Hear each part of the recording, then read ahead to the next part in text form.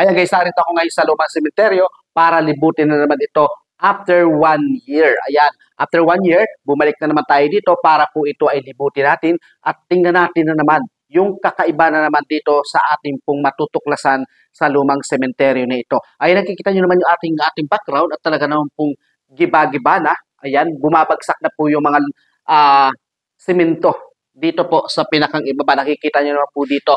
At ito parang mukhang pinabayaan na. Ayan, punta tayo doon sa pinakadulo doon, yung pinakang i-explore natin ito guys. Tara, samahan nyo ako. Ayan, nandito na ako ngayon guys sa puso ditong sementeryo at nakapansin ko na naman may mga bagong hukay na naman dito. Ayan, mga bagong hukay na naman ito at siguro mga 1 week. Ayan, hinukay na nila at kinukuha na nila yung mga buto-buto. Ayan, dito pa sa ating pong inaapakan. Ayan, dito tayo sa pinakang ibaba kasi may nakita ako dito na kakaiba. Ayan, sa pinakang ibaba na ito dito guys. After 1 year guys ha, ayan, dahan-dahan na tayo kasi super damo niya. Napakadaming damo ng ating aapakan guys. At dito is hindi mawawalan po ng mga makakamandag na ahas. Ayan, dahan-dahan na tayo guys kasi medyo kinikilabutan na po tayo guys. Ayan ha. Dito naman is napakadilim. Ayan o, pinag-aano na rin siya guys o.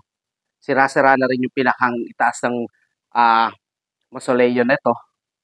Ayan, mukhang pinapabayaan na rin. Dito, napapalibutan na tayo ng mga nitso.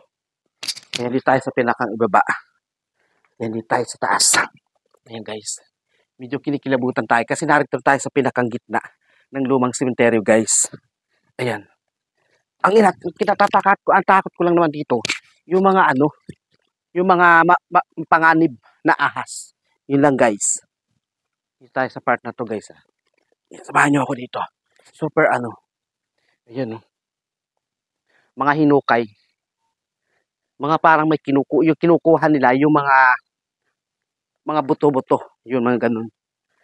Sa pinakang itaas nito. Parang nilinis o. Parang bagong linis itong part na to. Ayan. Tayo sa taas. Grabe.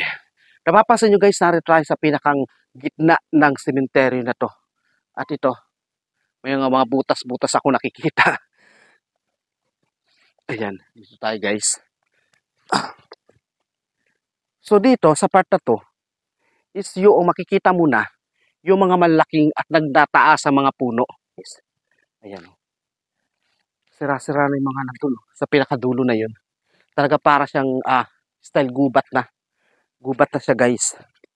Dito tayo sa part na ito. Ang nakatakot ko talaga dito yung ahas eh. Baka tayo makaapak ng ahas. Nakita nyo naman guys yung ating pong mga nilalakaran dito. Baka mamaya meron ng ahas. Ayan guys. Tayo sa pinakang dulo na to. Ayan o. Mga nagtataasa na gubat o mga nagtataas sa mga puno na po yung ating pong napupuntahan po dito sa gitna ng lumang sementeryo. Ayan o. Napakalawak nito guys ha. Ayan. Mula ito doon sa pinakadulo na yun doon yung natatanaw ninyo na yun. Doon pa sa pinakadulong-dulo. And then bukod pa sa ron, ito, gulping lawak nito. Doon pa sa parte na yun. Ayan o. Ako parang kinatakutan na dito ah. Ayan o. Para may pinagsigaan. Ibo tayo dito. Para may pinagsigaan siya dito.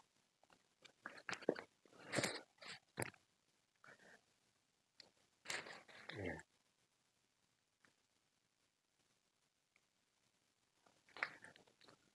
Kinikilabutan ako guys ha. Ayan o. Parte nito. Puro gubat na talaga siya guys. Ayan o. Wala na ako masyado makita dito. Talagang puro puno yung ating pong nakikita sa lugar na to. Ayan, wala tayong madaanan. Ay, hindi na ako magtatagal guys. Maraming salamat sa inyong panonood. Sana po ay nagugustuhan po ninyo ang video for today. God bless!